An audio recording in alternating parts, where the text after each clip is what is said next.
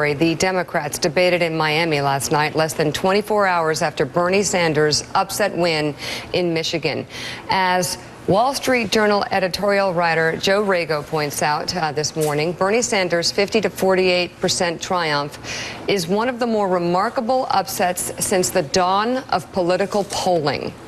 The final Real Clear Politics polling average gave Mrs. Clinton a 21.4 percentage point lead in the state. And Dana Milbank writes in today's Washington Post, quote, "True primary results don't necessarily predict general election patterns, and the Republicans' disunity could make Clinton's vulnerabilities moot.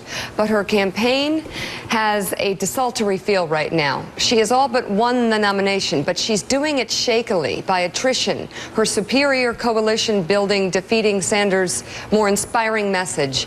She simply hasn't caught fire with voters anxious about the economy, which is why the notion of choosing a populist as her running mate has merit.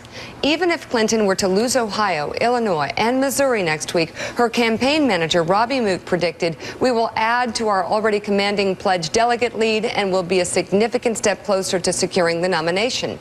The math is on Clinton's side. What's problematic, as we've said all along here on Morning Joe, is the message. Yeah, and Mark Halpern, that message, again, being a bit muddled over the past couple days, following up on this stunning Michigan defeat last night. With all due respect, you asked a Clinton surrogate, why did they lose Michigan? How could they have blown a 21-point lead? The response was pretty stunning, which was there was no response. They still don't know how they blew a 21-point lead. What happened? Well, look, Bernie Sanders drove a strong message there. He had more television advertising on than she did, and she did not drive, as she never has, a strong explanation of how she would do better for jobs. And trade is more of a huge issue in Michigan than any other state. I agree with a lot of what Mika just read from the Journal, but not about the calendar, not about the math. Bernie Sanders has to survive this coming Tuesday when 5 big states vote that he's not particularly strong in. After that, almost everything on the calendar are states where he has a chance, if he's got momentum, to win. States with caucuses, states with primaries where the economic message could resonate.